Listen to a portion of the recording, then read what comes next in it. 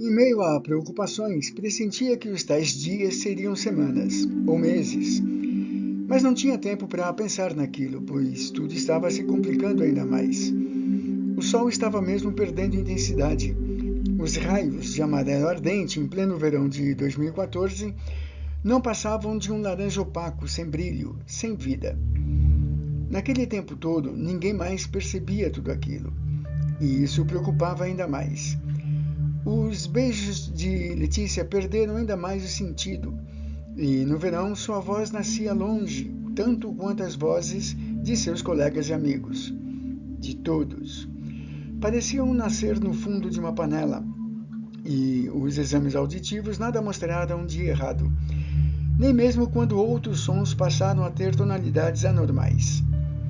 Era como se um sonoplasta tivesse mexido em algum botão do mixer e alterado a frequência, algo como sons de cenas de sonhos em filmes mal produzidos. Eram bem uma quase não cadência de barulhos. E o anormal de tudo isso, Letícia, é que todos agem com normalidade. Acho que não alcancei a profundidade dessa sua ideia, Avalon. Fale mais alto, Letícia, por favor. Mas eu estou falando como sempre falei, Avalon. Pense bem, se todos agem como sempre agiram, talvez o problema esteja com você. O fato é que o jornalista estava plenamente consciente de tudo. Pelo tempo de profissão, era excelente pesquisador. Como amante dos fenômenos mentais, detinha algum conhecimento sobre o assunto. Não se lembrava de ter dito nada semelhante em toda a sua vida de perscrutador de fatos. Algo está mesmo errado, e não é comigo. Você não devia estar aqui. Não devia. Você aqui foi um erro. De alguma maneira, reconhecia que estava piamente senhor de suas faculdades psíquicas. Sabia que pessoas acometidas por problemas mentais têm ciência deles em algum momento, mesmo que por instante. Psicopatas sabem que o são, mas não conseguem se deter. Cleptomaníacos reconhecem seu estado, mas sucumbem. Depressivos têm conhecimento desse problema e procuram auxílio médico. Jamais sentiu qualquer indício de que algo estivesse errado em seu ser. Uma doença rara só pode ser isso, Avalon. Como é o mesmo nome, síndrome da mão alheia, por exemplo. A gente vê cada coisa no universo da psiquiatria. Letícia acariciou seu rosto e Avalon sobressaltou-se. O toque da mulher não tinha a pressão convencional sobre sua pele. O carinho se mostrava mais como o sentir leve de um talco caindo sobre seu rosto. Não era toque de mãos carinhosas, mas estranha garoa de poeira. Fria garoa.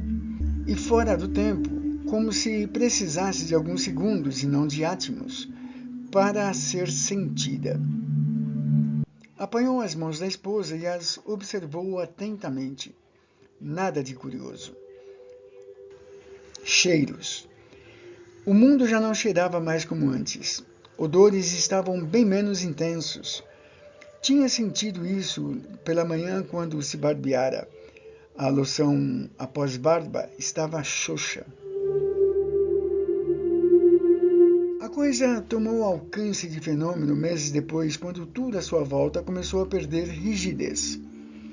Em princípio, os objetos apresentaram textura de borracha. 3 dias depois, de gelatina. Mesmo os feitos de metal puro, como panelas, grades e roldanas de elevadores. Avalon percebeu isso quando abriu a porta de seu carro numa manhã. A maçaneta antes rígida estava macia. Tocou o vidro, emborrachado. Apalpou o volante, mole. Apertou sua escrivaninha. Seu dedo quase afundou na falta de consistência. Uma semana depois, após pesquisas e mais preocupações, os objetos não apenas apresentavam consistência macia, mas igualmente transparente. Pronto, agora a visão de raio-x. Procurou brincar com a situação. Mas a situação havia muito tinha deixado de ser brincadeira. Em princípio, o nível de transparência mostrava apenas contornos dos objetos que deveriam estar ocultos atrás de outros. Depois, aqueles foram ficando mais nítidos. Não chegaram à transparência total, mas ele receava que chegassem. Como assim, transparente? Pedro estava na casa de Avalon e apanhava a garrafa de cerveja que Letícia oferecia e os salgadinhos que o próprio jornalista tinha colocado sobre a mesinha. A pergunta que fez chegou em tom de ironia. De certa forma, fico contente com isso, Pedrão.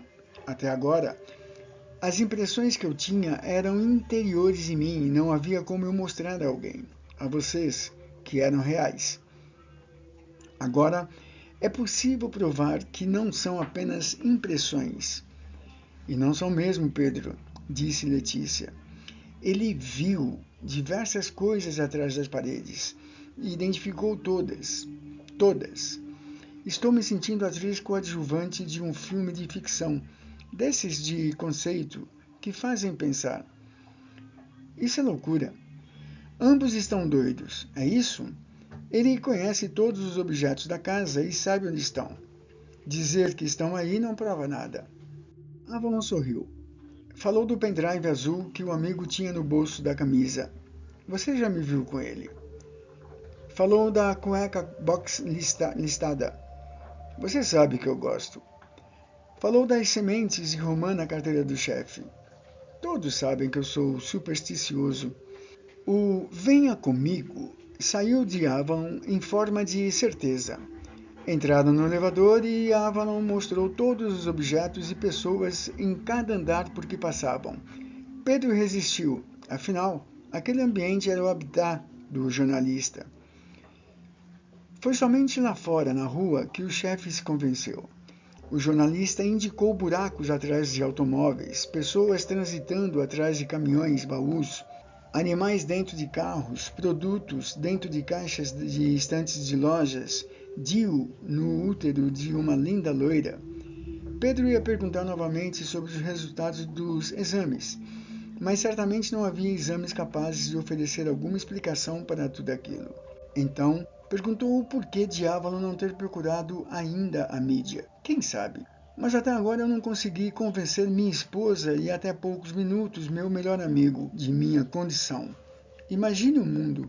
Pois chegou a hora, Avalon. Em algum lugar do mundo, algum cientista deve estar estudando esse caso, ou deve haver alguém nas mesmas condições. É possível, mas não encontrei ninguém na internet nem nos estudos que fiz. Talvez alguém esteja com o mesmo pensamento que você. Ninguém vai acreditar em mim. Vou fazer alguns contatos, Avalon. Vamos levar você à TV e de lá ao melhor laboratório do mundo. O trabalho de Pedro foi difícil.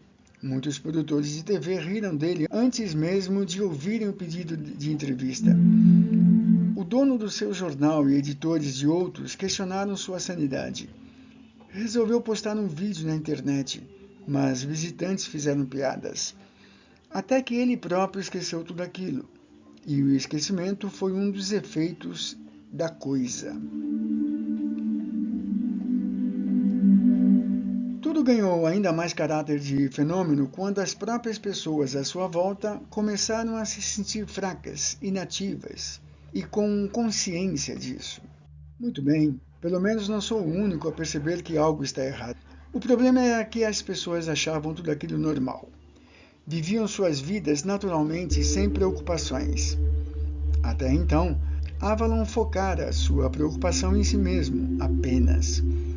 As sensações criavam desconforto somente em seu interior, de maneira que sua lógica mandava curar a si mesmo. Era como o enigma do filosófico da casinha amarela.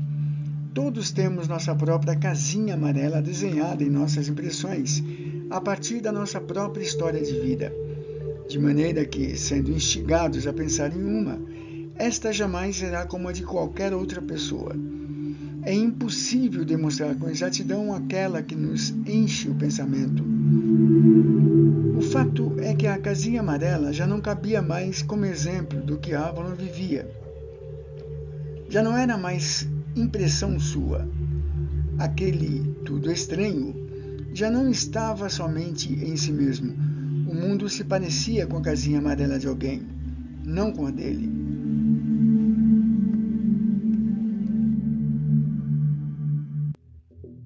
Você não devia estar aqui. Não devia. Você aqui foi um erro. Uma epidemia. Todas as pessoas com quem conversava reclamavam do estado físico. Não exatamente cansaço ou fadiga, ou mesmo estado emocional. Era algo como se seus movimentos condissessem finalmente com a malemolência de suas vozes e com o vazio de suas memórias. Contudo, ninguém mencionava estranheza.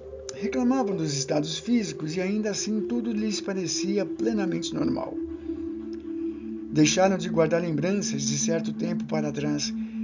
Não um período comum a todos, mas estranhamente aleatório.